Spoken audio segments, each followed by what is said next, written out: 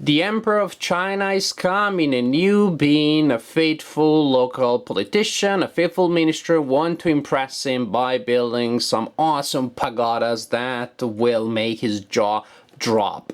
This is the topic of Pagoda. This is a light, fairly abstract two-player game. I've set it up here. The game is pretty much ready to start. Each player starts with a hand of 7 cards. 1 card for each color, and then 2 cards drawn from a deck and kept secret. The 5 cards that are 1 per color are face up.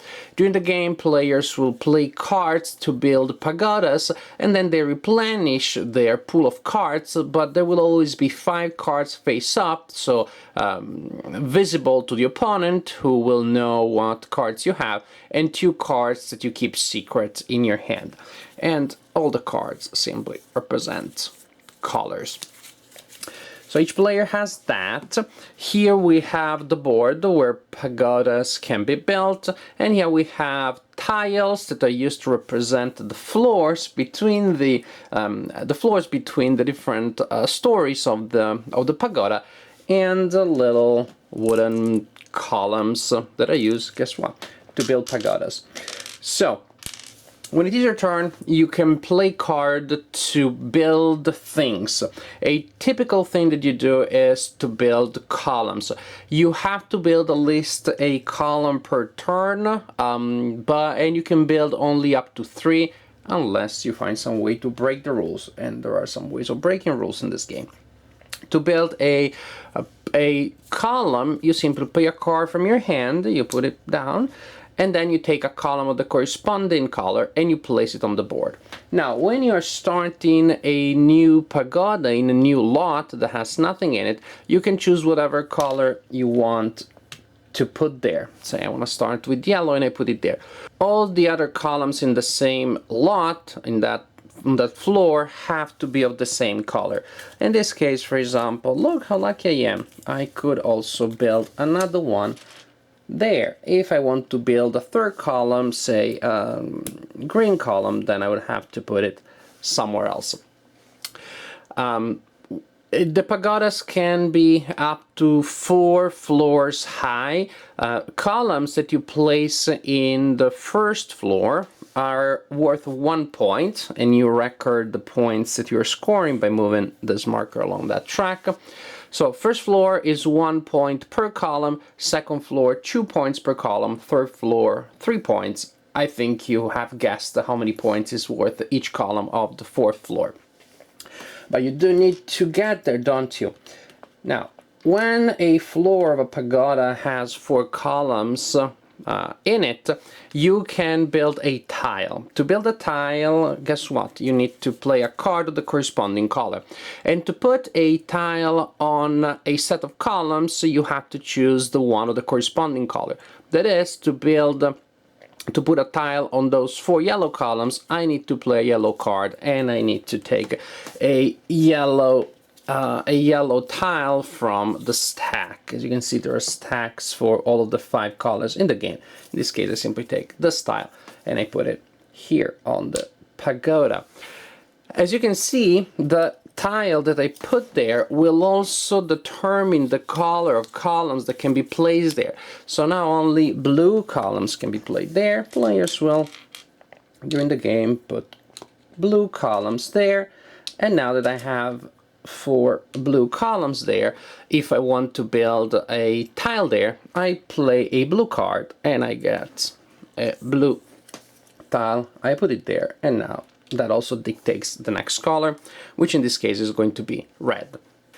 When you build a tile, you also gain a point, which doesn't seem much, but what is really good is you gain a special ability. Each color is associated with a different special ability. You have a tracker here. When you gain a certain ability, suppose that I just build the blue one, then I gain the blue special ability. I move my marker for that ability in this box here. For each ability, you have a box where you put the a cube when you do not have that ability, and then 2 boxes to indicate how many times you can use that ability. That is pretty much, by building a tile of a certain color, you get 2 charges of a certain ability. When it goes down to 0, you need to build a tile of the corresponding color to be able to use that ability again. When 3 floors of a pagoda have been built and or 4 columns on top, so that you could theoretically build the 4th floor, actually instead of building a regular floor, you have to build the roof. Hey, these pagodas cannot go up forever. To build the roof, you spend a card of the required color as usual, and you take a tile from the usual stock, but you turn it to the other side. Each floor tile has a roof tile on the opposite side. So you put it there, and then you also have to be able to build 2 columns of the required color on top of the roof. I don't know, that looks like there's a chimney on top of the pagoda, but I think actually that means the actual material that you had to spend to build the roof. At the end of your turn, you replenish your hand, and that's the next player goes, and you keep alternating like this. Pagoda after pagoda, card play after card play, until 3 pagodas have been built. When the 3rd pagoda is built, the game is over. If it was the first player that builds the 3rd pagoda, that builds the 3rd roof, then the opponent still gets a turn, just to make sure that both players have the same amount of turns.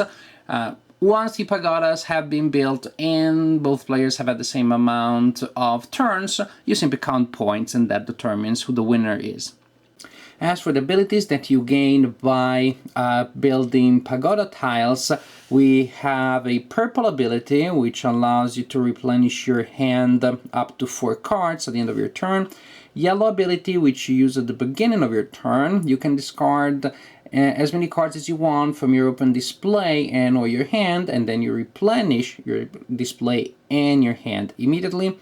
Green ability, you can use any 2 cards to build a column of any color that you like.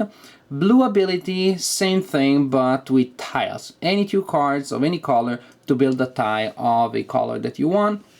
You still have to follow the usual rules when it comes to placing the tile on the board. And then we have the red ability, which lifts the restriction of building no more than 3 columns per turn and allows you to build 4 in the turn in which you use this ability.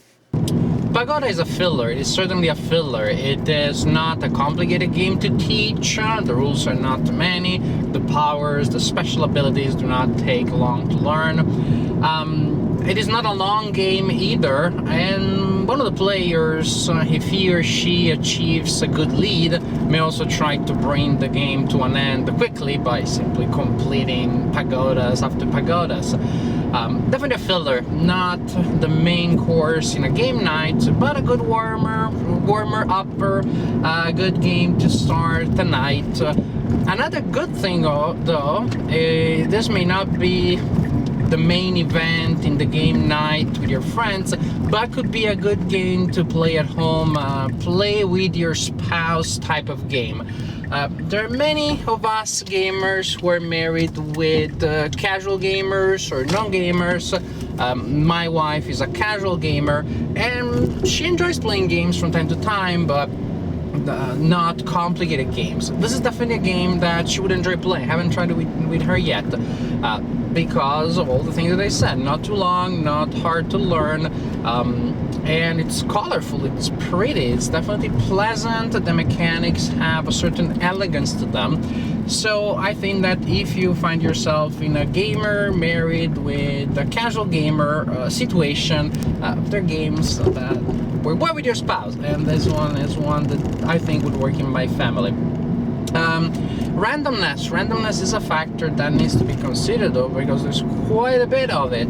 Sure, you can budget your special powers and special abilities to mitigate that, but in order to get those you need to get good cards to start with. Sooner or later you'll be able to get some of these powers, you'll be able to use them. That's not a huge deal. Still, there is a degree of randomness in this game. which I don't know, I expected the game to have a little less. There are moments in which I didn't feel I was much in control. But actually, something I didn't mention earlier, or did I?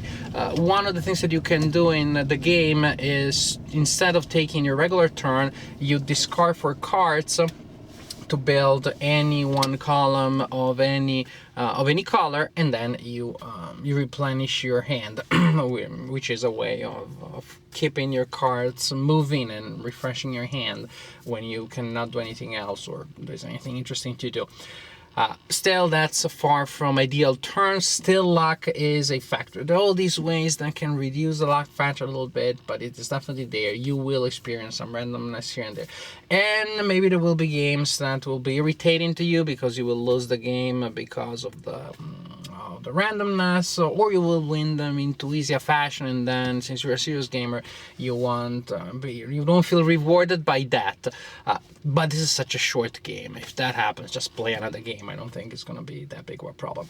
So Pagoda is a nice little game, a filler, easy to play, looks nice, plays well. If you can deal with a little bit of randomness, there's a lot of fun to be had with this game, with figuring out combos of possible actions, with using your special powers, building things. Even just the manual tactile aspect of it adds to the experience. So it's a pleasant game. May not be a great game, not an earth-shattering game, but it's a pleasant one.